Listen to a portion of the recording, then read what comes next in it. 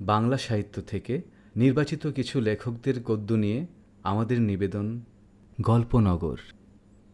আজ আপনার জন্য রবীন্দ্রনাথ ঠাকুরের ছোট গল্প অপরিচিতা। বিশ্বকবি খ্যাত শ্রী রবীন্দ্রনাথ ঠাকুর বাংলা সাহিত্যে সর্বাধিক ভূমিকা রেখে গেছেন বলে সর্বজন স্বীকৃত। সাহিত্যের এমন কোনো শাখা নেই যেখানে তিনি বিচরণ করেননি। 1913 সালে এই মহান লেখক সাহিত্যে নোবেল পুরস্কার অর্জন করেন। তার লেখা অসংখ্য ছোট গল্প সকল বয়সী পাঠকদের হৃদয় ছুঁয়ে যায়। 1861 সালের 7ই মে জোড়াসাঁকোর ঠাকুরবাড়িতে তিনি জন্মগ্রহণ করেন এবং 1941 সালের 7ই আগস্ট তিনি মৃত্যুবরণ করেন। আজ আপনাদের জন্য গল্পগুচ্ছ গ্রন্থ থেকে ছোট গল্প অপরিচিতা। গল্পটি প্রথম প্রকাশিত হয় 1927 সালে। শুরু হচ্ছে রবীন্দ্রনাথ ঠাকুরের ছোট গল্প অপরিচিতা। গল্প পাঠে এবং গল্পের সূত্রধার আমি অরূপ রতন। আজ আমার বয়স 27 মাত্র। এই জীবনটা না দৈর্ঘ্যের হিসাবে বড়, না গুণের হিসাবে। তবু ইহার একটু বিশেষ মূল্য আছে।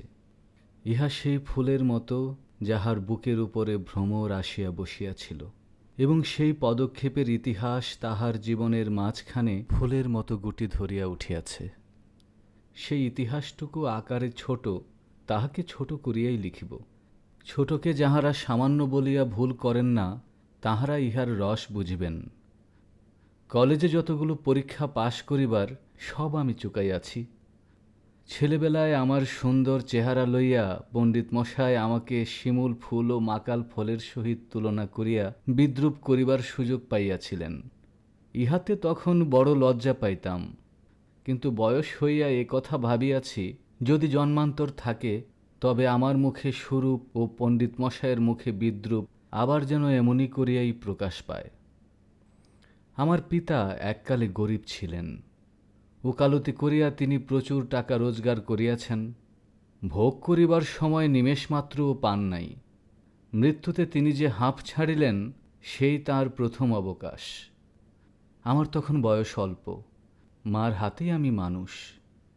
মা গরিবের ঘরের মেয়ে, তাই আমরা যে ধনী এ কথা তিনিও ভোলেন না, আমাকেও ভুলিতে দেন না।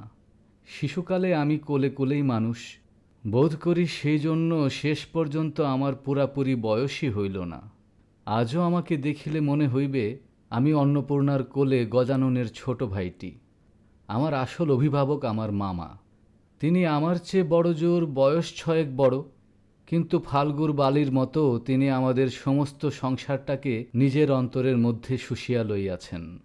তাহাকে না খুঁড়িয়া এখানকার এক গণ্ডূষও রস পাইবার জো নাই। এই কারণে কোনো কিছুর জন্যই আমাকে কোনো ভাবনা ভাবিতে হয় না। কন্যার পিতা মাত্রেই স্বীকার করিবেন আমি সৎপাত্র। তামাকটুকু পর্যন্ত খাই না। ভালো মানুষ হওয়ার কোনো ঝঞ্ঝাট নাই, তাই আমি নিতান্ত ভালো মানুষ। মাতার আদেশ মানিয়া চলিবার ক্ষমতা আমার আছে, বস্তুত না মানিবার ক্ষমতা আমার নাই। অন্তঃপুরের শাসনে চলিবার মতো করিয়াই আমি প্রস্তুত হইয়াছি। যদি কোনো কন্যা স্বয়ম্বরা হন, তবে এই সুলক্ষণটি স্মরণ রাখিবেন। অনেক বড় ঘর হইতে আমার সম্বন্ধ আসিয়াছিল, কিন্তু মামা, যিনি পৃথিবীতে আমার ভাগ্যদেবতার প্রধান এজেন্ট, বিবাহ সম্বন্ধে তার একটা বিশেষ মত ছিল। ধনীর কন্যা তার পছন্দ নয়। আমাদের ঘরে যে মেয়ে আসিবে সে মাথা হেঁট করিয়া আসিবে, এই তিনি চান। অথচ টাকার প্রতি আসক্তি তার অস্থিমজ্জায় জড়িত। তিনি এমন বেহাই চান যাহার টাকা নাই, অথচ যে টাকা দিতে কসুর করিবে না। যাহাকে শোষণ করা চলিবে, অথচ বাড়িতে আসিলে গুড়গুড়ির পরিবর্তে বাঁধা হুকায় তামাক দিলে যাহার নালিশ খাটিবে না। আমার বন্ধু হরিশ কানপুরে কাজ করে। সে ছুটিতে কলিকাতায় আসিয়া আমার মন উতাল করিয়া দিল।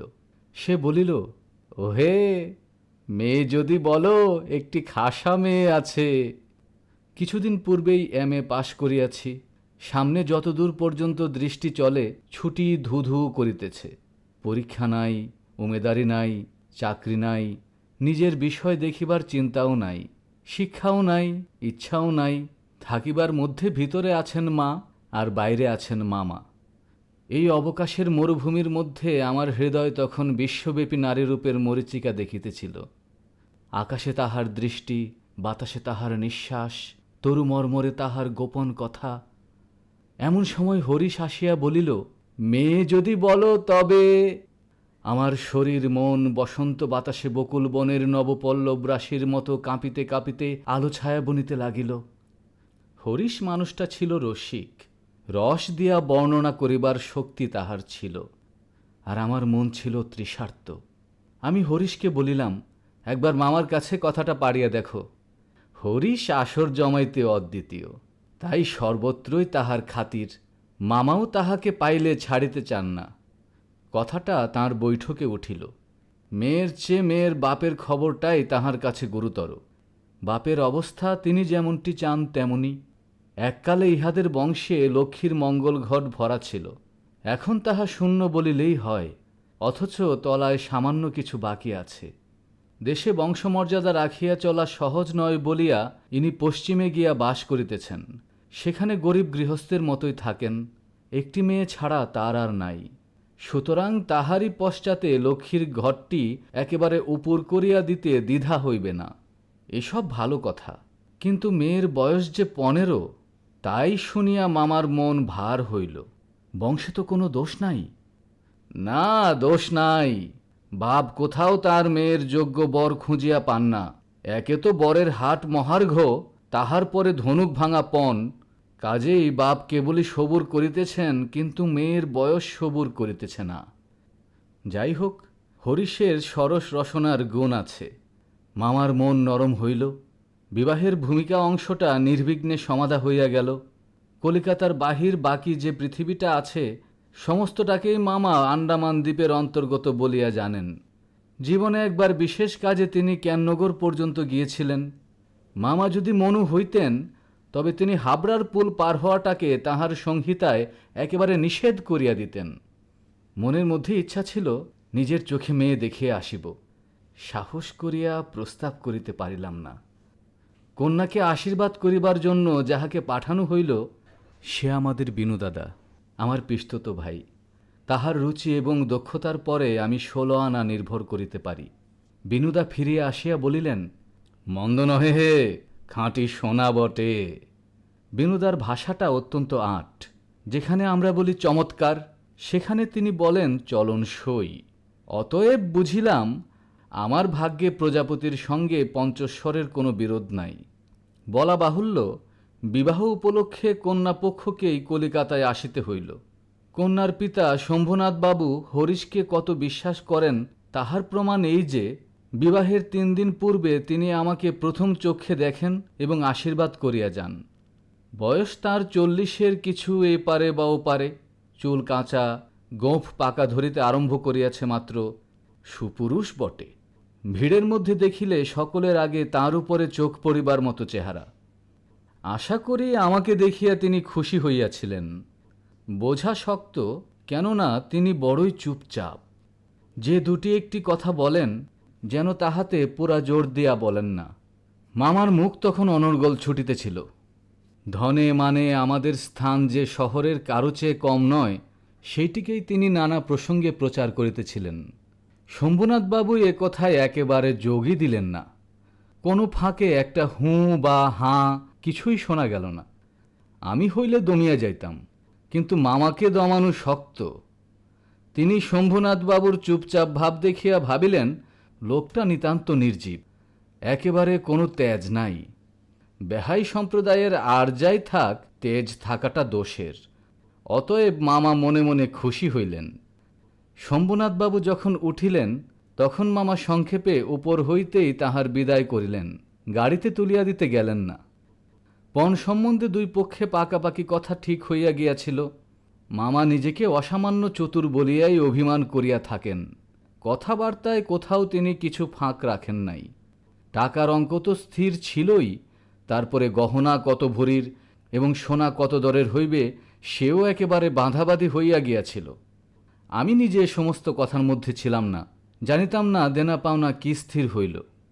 মনে জানিতাম এই স্থূল অংশটাও বিবাহের একটা প্রধান অংশ, এবং সে অংশের ভার যার উপরে তিনি 1 কড়াও ঠকিবেন না। বস্তুত আশ্চর্য পাকা লোক বলিয়া মামা আমাদের সমস্ত সংসারের প্রধান গর্বের সামগ্রী।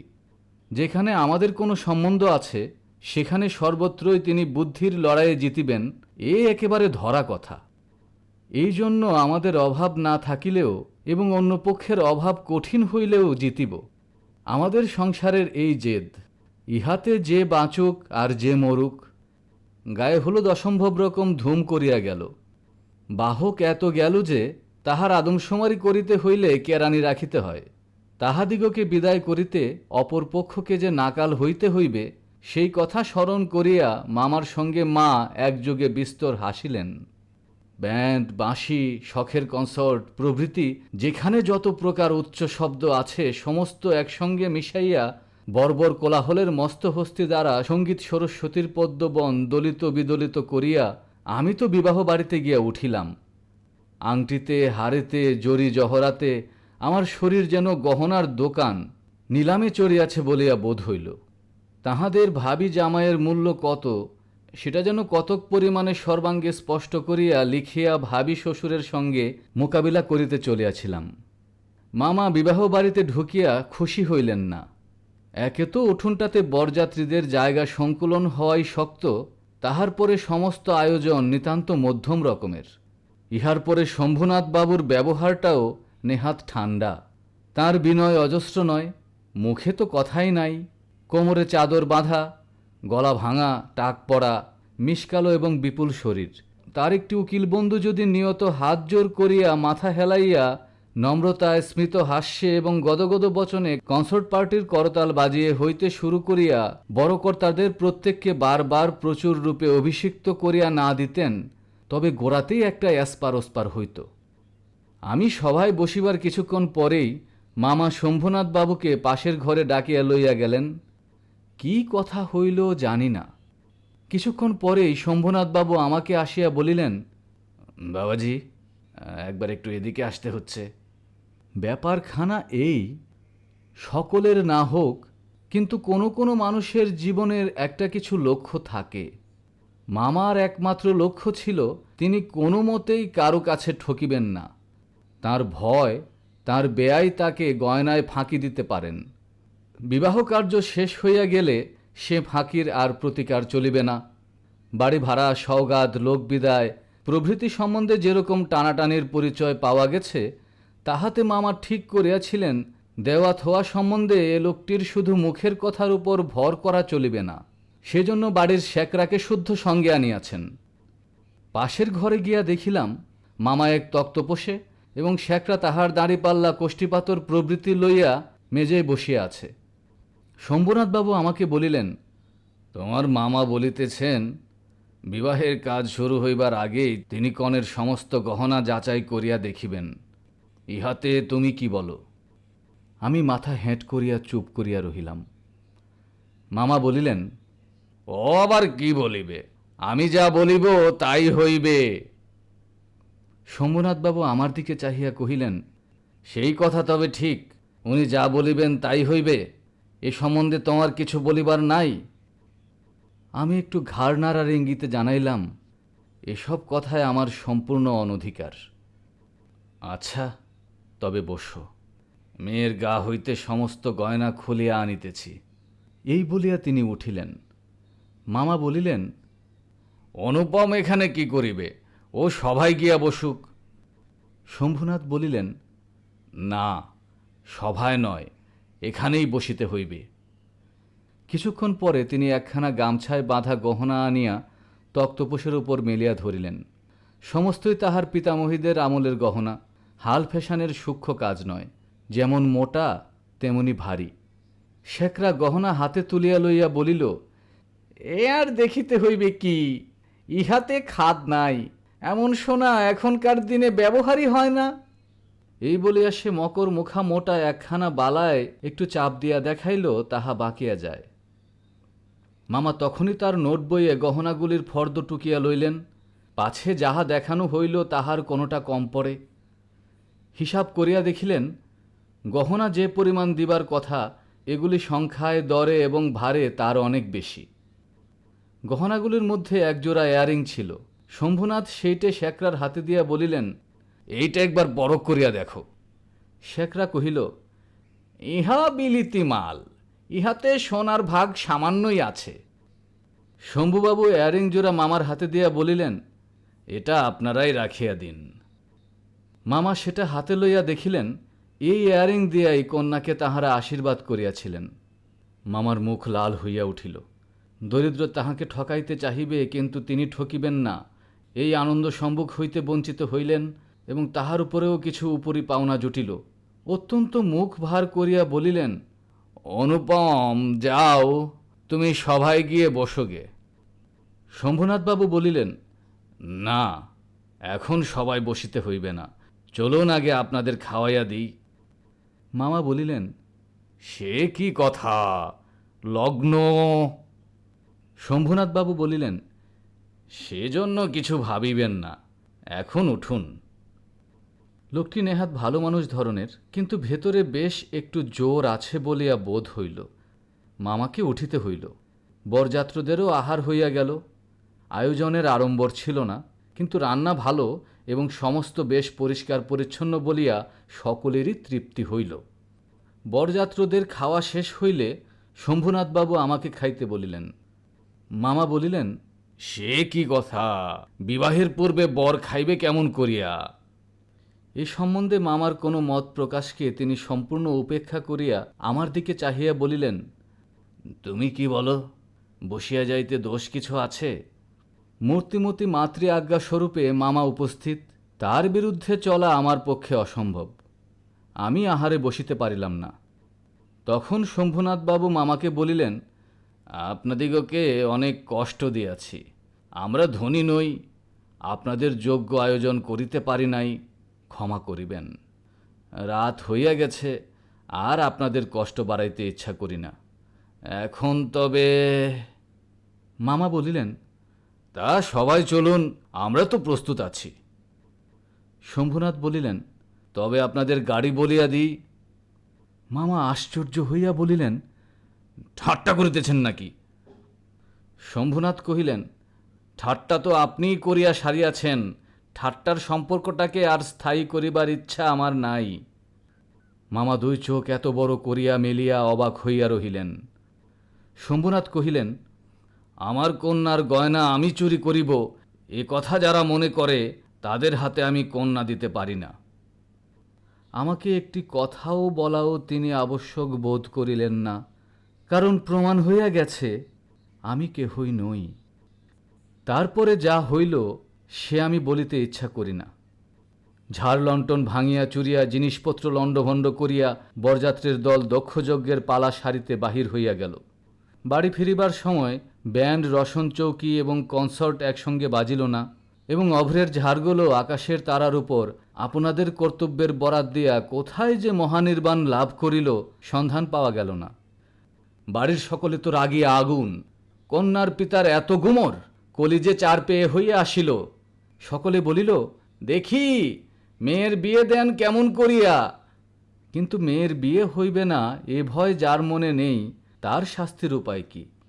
সমস্ত বাংলাদেশের মধ্যে আমি একমাত্র পুরুষ যাহাকে কন্যার বাপ বিবাহের আসর হইতে নিজে ফিরাইয়া দিয়াছে। এত বড় সৎপাত্রের কপালে এত বড় কলঙ্কের দাগ কোন নষ্টগ্রহ এত আলো জ্বালাইয়া বাজনা বাজাইয়া সমারোহ করিয়া আঁকিয়া দিল? বরযাত্ররা এই বলিয়া কপাল চাপড়াইতে লাগিল যে, বিবাহ হইল না, অথচ আমাদের ফাঁকি দিয়া খাওয়াইয়া দিল। পাকযন্ত্রটাকে সমস্ত অন্নশুদ্ধ সেখানে টান মারিয়া ফেলিয়া দিয়া আসিতে পারিলে তবে আফসোস মিটিত। বিবাহের চুক্তিভঙ্গ মানহানির দাবিতে নালিশ করিব বলিয়া মামা অত্যন্ত গোল করিয়া বেড়াইতে লাগিলেন। হিতৈষীরা বুঝাইয়া দিল, তাহা হইলে তামাশার যেটুকু বাকি আছে তাহা পুরা হইবে।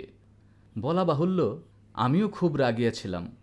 কোন গতিকে শম্ভুনাথ বিষম জব্দ হইয়া আমাদের পায়ে ধরিয়া আসিয়া পড়েন, গোফের রেখায় তা দিতে দিতে এইটেই কেবল কামনা করিতে লাগিলাম। কিন্তু এই আক্রোশের কালো রঙের স্রোতের পাশাপাশি আরেকটা স্রোত বহিতেছিল, যেটার রং একেবারেই কালো নয়। সমস্ত মন যে সেই অপরিচিতার পানে ছুটিয়া গিয়াছিল, এখনও যে তাহাকে কিছুতেই টানিয়া ফিরাইতে পারি না। দেয়ালটুকুর আড়ালে রহিয়া গেল গো। কপালে তার চন্দন আঁকা, গায়ে তার লাল শাড়ি, মুখে তার লজ্জার রক্তিমা। হৃদয়ের ভেতরে কি যে তা কেমন করিয়া বলিব। আমার কল্পলোকের কল্পলতাটি বসন্তের সমস্ত ফুলের ভার আমাকে নিবেদন করিয়া দিবার জন্য নত হইয়া পড়িয়াছিল। হাওয়া আসে, গন্ধ পাই, পাতার শব্দ শুনি, কেবল আর একটি মাত্র পা ফেলার অপেক্ষা। এমন সময়ে সেই এক পদক্ষেপের দূরত্বটুকু এক মুহূর্তে অসীম হইয়া উঠিল। এতদিন যে প্রতি সন্ধ্যায় আমি বিনুদ্দার বাড়ি গিয়া তাহাকে অস্থির করিয়া তুলিয়াছিলাম, বিনুদ্দার বর্ণনার ভাষা অত্যন্ত সংকীর্ণ বলিয়াই তার প্রত্যেক কথাটি স্ফুলিঙ্গের মতো আমার মনের মাঝখানে আগুন জ্বালিয়া দিয়াছিল। বুঝিয়াছিলাম মেয়েটির রূপ বড় আশ্চর্য, কিন্তু না দেখিলাম তাহাকে চোখে, না দেখিলাম তাহার ছবি, সমস্তই অস্পষ্ট হইয়া রহিল।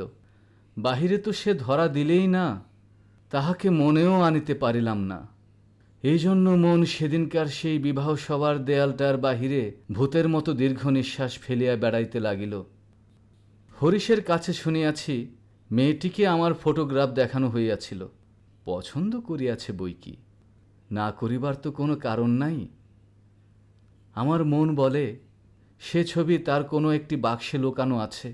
একলা ঘরে দরজা বন্ধ করিয়া এক একদিন নিরালা দুপুরবেলা সে কি সেটি খুলিয়া দেখে না? যখন ঝুঁকিয়া পড়িতে দেখে তখন ছবিটির উপরে কি তার মুখের দুই ধার দিয়া এলো চুল আসিয়া পড়ে না? হঠাৎ বাহিরে কারো পায়ের শব্দ পাইলে সে কি তাড়াতাড়ি তার সুগন্ধ আঁচলের মধ্যে ছবিটিকে লুকাইয়া ফেলে না? দিন যায়, একটা বৎসর গেল। মামা তো লজ্জায় বিবাহ বন্ধনের কথা তুলিতেই পারেন না। মার ইচ্ছা ছিল আমার অপমানের কথা যখন সমাজের লোক ভুলিয়া যাইবে তখন বিবাহের চেষ্টা দেখিবেন। এদিকে আমি শুনিলাম সে মেয়ের নাকি ভালো পাত্র জুটিয়াছিল, কিন্তু সে পণ করিয়াছে বিবাহ করিবে না। শুনিয়া আমার মন পুলকের আবেশে ভরিয়া গেল। আমি কল্পনায় দেখিতে লাগিলাম সে ভালো করিয়া খায় না, সন্ধ্যা হইয়া আসে, সে চুল বাঁধিতে ভুলিয়া যায়। তার বাপ তার মুখের পানে চান আর ভাবেন আমার মেয়ে দিনে দিনে এমন হইয়া যাইতেছে কেন। হঠাৎ কোনো দিন তার ঘরে আসিয়া দেখেন মেয়ের দুই চক্ষে জলে ভরা। জিজ্ঞাসা করেন, মা তোর কি হইয়াছে বল আমাকে। মেয়ে তাড়াতাড়ি চোখের জল মুছিয়া বলে, কই কিছুই তো হয়নি বাবা। বাপের এক মেয়ে যে, বড় আদরের মেয়ে। যখন অনাবৃষ্টির দিনের ফুলের কুড়িটির মতো মেয়ে একেবারে বিমর্ষ হইয়া পড়িয়াছে, তখন বাপের প্রাণে আর সহিল না। তখন অভিমান ভাসাইয়া দিয়া তিনি ছুটিয়া আসিলেন আমাদের দ্বারে। তারপরে মনের মধ্যে সেই যে কালো রঙের ধারাটা বহিয়াছে সে যেন কালো সাপের মতো রূপ ধরিয়া ফোঁস করিয়া উঠিল। সে বলিল, বেশ তো, আর একবার বিবাহের আসর সাজানো হোক, আলো জ্বলুক, দেশে বিদেশে লোকের নিমন্ত্রণ হোক, তারপরে তুমি বরের টোপর পরে দলিয়া দলবল লইয়া সভা ছাড়িয়া চলিয়া এসো। কিন্তু যে ধারাটি চোখের জলের মতো শুভ্র সে রাজহংসের রূপ ধরিয়া বলিল, যেমন করিয়া আমি একদিন দয়মন্তীর পুষ্পবনে গিয়াছিলাম তেমনি করিয়া আমাকে একবার উড়িয়া যাইতে দাও। আমি বিরহিণীর কানে কানে একবার সুখের খবরটা দিয়া আসি গো। তারপরে দুঃখের রাত পোহাইল, নববর্ষার জল পড়িল, ম্লান ফুলটি মুখ তুলিল। এবারে সেই দেয়ালটার বাহিরে রহিল সমস্ত পৃথিবীর আর সবাই, আর ভেতরে প্রবেশ করিল একটিমাত্র মানুষ। তারপরে আমার কথাটি ফোরালো। কিন্তু কথা এমন করিয়া ফোরাইল না। যেখানে আসিয়া তাহা অফুরান হইয়াছে সেখানকার বিবরণ একটুখানি বলিয়া আমার এ লেখা শেষ করিয়া দিই। মাকে লইয়া তীর্থে চলিয়াছিলাম। আমার উপরেই ভার ছিল, কারণ মামা এবারেও হাবড়ার পুল পার হন নাই। রেলগাড়িতে ঘুমাইতেছিলাম। ঝাঁকুনি খাইতে খাইতে মাথার মধ্যে নানা প্রকার এলোমেলো স্বপ্নের ঝুমঝুমি বাজিতেছিল। হঠাৎ একটা কোন স্টেশনে জাগিয়া উঠিলাম। আলোতে অন্ধকারে মেশা সেও এক স্বপ্ন। কেবল আকাশের তারাগুলি চিরপরিচিত, আর সবই অজানা, অস্পষ্ট। স্টেশনের দ্বীপ কয়টা খাড়া হইয়া দাঁড়াইয়া আলো ধরিয়া এই পৃথিবীটা যে কত অচেনা এবং যাহা চারিদিকে তাহা যে কতই বহুদূরে তাহাই দেখাইয়া দিতেছে। গাড়ির মধ্যে মা ঘুমাইতেছেন, আলোর নিচে সবুজ পর্দা টানা। তরঙ্গর বাক্স জিনিসপত্র সমস্তই কে কার ঘাড়ে এলোমেলো হইয়া রহিয়াছে। তাহারা যেন স্বপ্নরূপের উলট পালট আসবাব, সবুজ প্রদোষের মিটমিটে আলোতে থাকা এবং না থাকার মাঝখানে কেমন একরকম হইয়া পড়িয়া আছে। এমন সময় সেই অদ্ভুত পৃথিবীর অদ্ভুত রাত্রে কে বলিয়া উঠিল, শিগগির চলে আয়, এই গাড়িতে জায়গা আছে। মনে হইল যেন গান শুনিলাম। বাঙালি মেয়ের গলায় বাংলা কথা যে কি মধুর, তাহা এমনি করিয়া অসময়ে অজায়গায় আচমকা শুনিলে তবে সম্পূর্ণ বুঝিতে পারা যায়। কিন্তু এই গলাটিকে কেবলমাত্র মেয়ের গলা বলিয়া একটা শ্রেণীভুক্ত করিয়া দেওয়া চলে না। এ কেবল একটি মানুষের গলা। শুনিলেই মন বলিয়া ওঠে, এমন তো আর শুনি নাই। চিরকাল গলার স্বর আমার কাছে বড় সত্য। রূপ জিনিসটি বড় কম নয়, কিন্তু মানুষের মধ্যে যাহা অন্তরতম এবং অনির্বচনীয়, আমার মনে হয় কণ্ঠস্বর যেন তারই চেহারা। আমি তাড়াতাড়ি গাড়ির জানালা খুলিয়া বাহিরে মুখ বাড়াইয়া দিলাম। কিছুই দেখিলাম না। প্ল্যাটফর্মের অন্ধকারে দাঁড়াইয়া গার্ড তাহার এক চক্ষু লণ্ঠন নাড়িয়া দিল। গাড়ি চলিল। আমি জানলার কাছে বসিয়া রহিলাম। আমার চোখের সামনে কোনো মূর্তি ছিল না, কিন্তু হৃদয়ের মধ্যে আমি একটি হৃদয়ের রূপ দেখিতে লাগিলাম। সে যেন এই তারাগামী রাত্রির মতো আবৃত করিয়া ধরে, কিন্তু তাহাকে ধরিতে পারা যায় না। ওগো সুর, অচেনা কণ্ঠের সুর, এক নিমেষে তুমি যে আমার চিরপরিচয়ের আসনটির উপরে আসিয়া বসিয়াছ। কি আশ্চর্য পরিপূর্ণ তুমি! চঞ্চলকালের ক্ষুব্ধ হৃদয়ের উপরে ফুলটির মতো ফুটিয়াছ, অথচ তার ঢেউ লাগিয়া একটি পাপড়িও টলে নাই। অপরিমেয় কোমলতায় এতটুকু দাগ পড়ে নাই। গাড়ি লোহার মৃদঙ্গে তাল দিতে দিতে চলিল। আমি মনের মধ্যে গান শুনিতে শুনিতে চলিলাম। তাহার একটিমাত্র ধোঁয়া।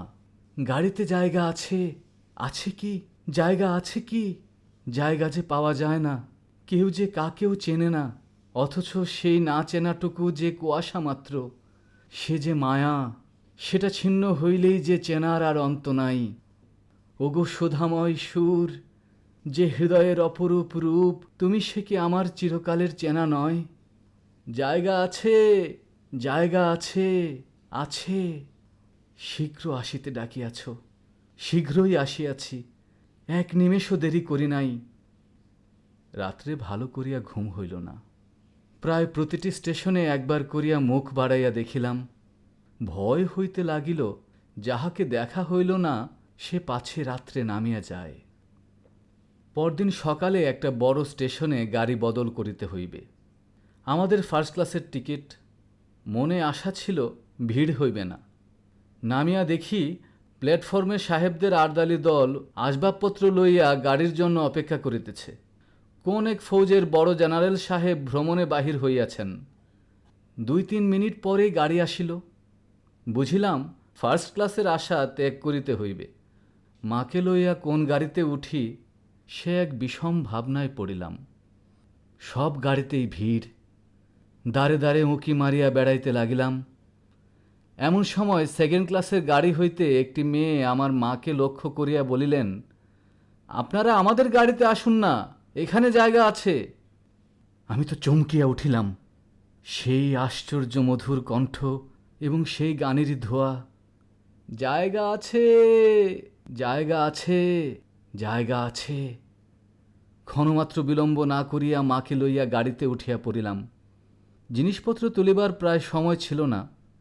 আমার মতো অক্ষম দুনিয়ায় নাই। সেই মেয়েটি কুলিদের হাত ধরিয়া তাড়াতাড়ি চলতি গাড়িতে আমাদের বিছানাপত্র টানিয়া লইল। আমার একটা ফটোগ্রাফ তুলিবার ক্যামেরা স্টেশনেই পড়িয়া রহিল। গ্রাহ্যই করিলাম না। তারপরে কি লিখিব জানি না। আমার মনের মধ্যে একটি অখণ্ড আনন্দের ছবি আছে।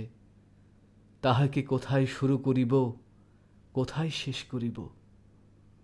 বসিয়া বসিয়া বাক্যের পর বাক্য যোজনা করিতে ইচ্ছে করে না। এবার সেই সুরটিকে চোখে দেখিলাম। তখনও তাহাকে সুর বলিয়াই মনে হইল। মায়ের মুখের দিকে চাহিলাম, দেখিলাম তার চোখ পলক পড়িতেছে না।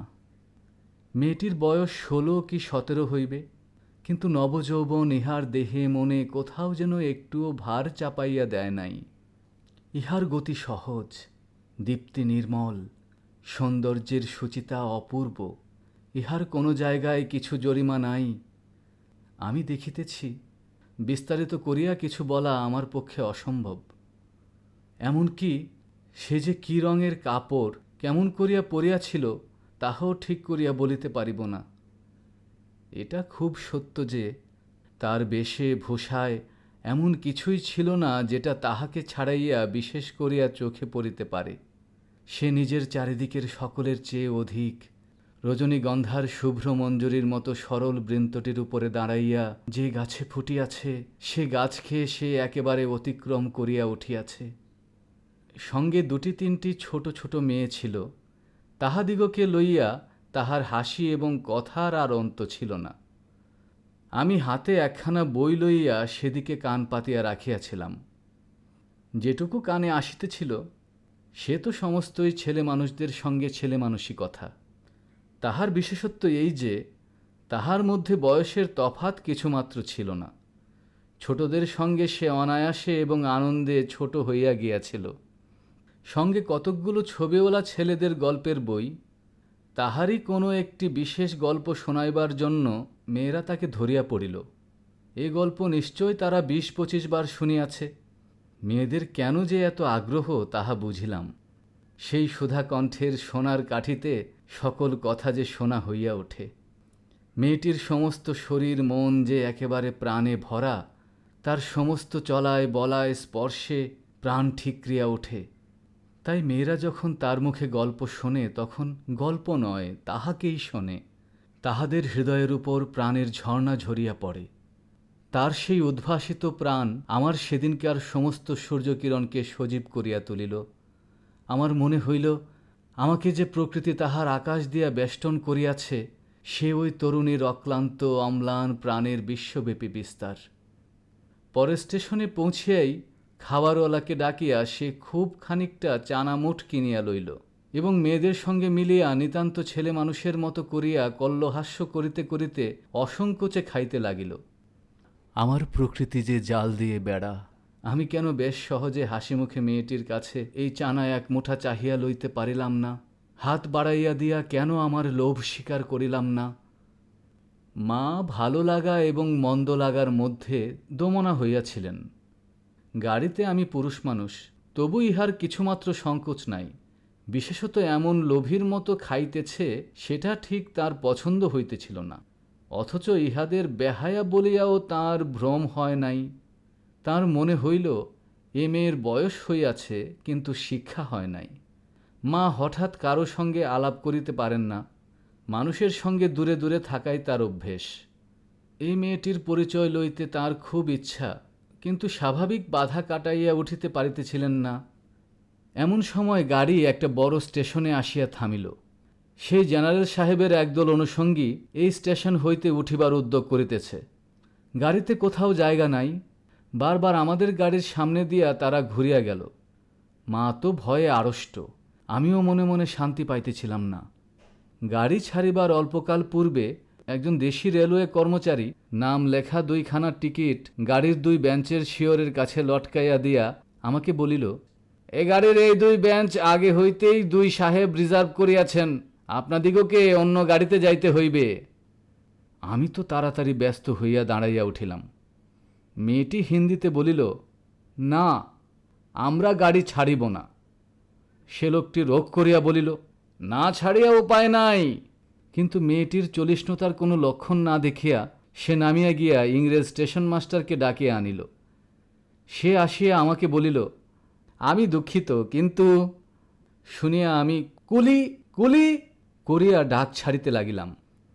মেয়েটি উঠিয়া 2 চক্ষে অগ্নিবর্ষণ করিয়া বলিল, না, আপনি যাইতে পারিবেন না, যেমন আছেন বসিয়া থাকুন।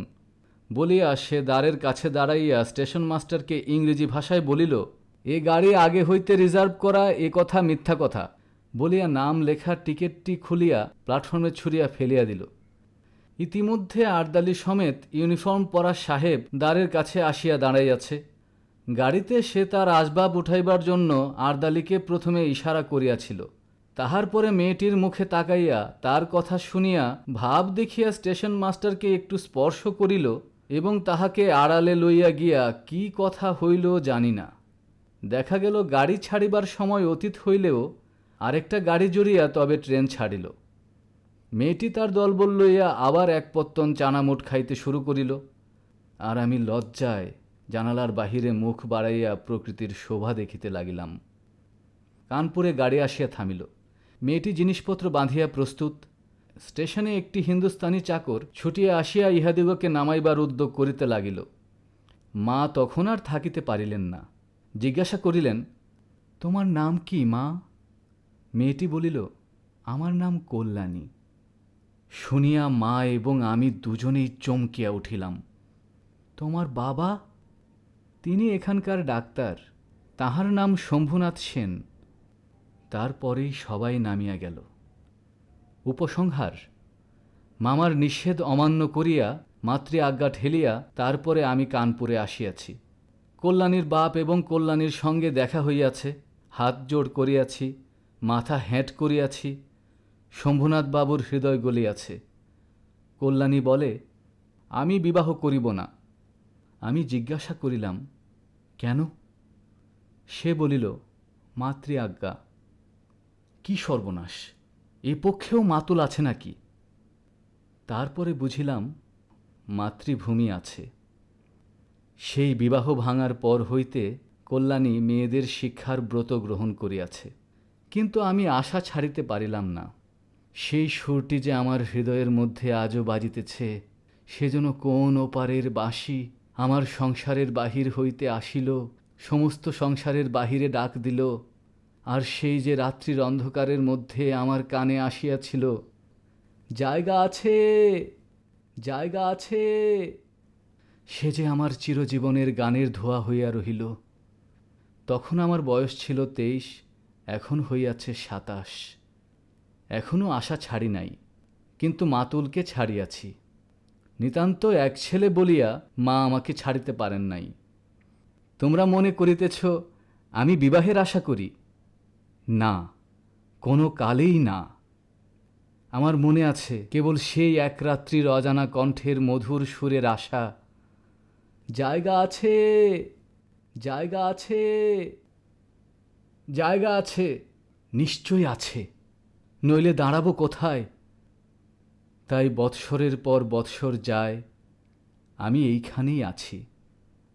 দেখা হয়, সেই কণ্ঠ শুনি, যখন সুবিধা পাই কিছু তার কাজ করে দিই, আর মন বলে, এই তো জায়গা পাইয়াছি। ওগো অপরিচিতা, তোমার পরিচয়ের শেষ হইল না, শেষ হইবে না। কিন্তু ভাগ্য আমার ভালো, এই তো আমি জায়গা পাইয়াছি। শুনছিলেন রবীন্দ্রনাথ ঠাকুরের ছোট গল্প অপরিচিতা। গল্প পাঠ ও সূত্রধার অরূপ রতন। Poster design Saiful Islam. প্রচার ও পরিবেশনা সিফাতুল্লাহ। সম্পাদনা নাজমুল হুদা। সামগ্রিক পরিচালনায় এআর খান। পরবর্তী গল্প নিয়ে আপনাদের মাঝে খুব শীঘ্রই হাজির হচ্ছে গল্পনগর। এতক্ষণ আমাদের সাথে থাকার জন্য আপনাদের অসংখ্য ধন্যবাদ।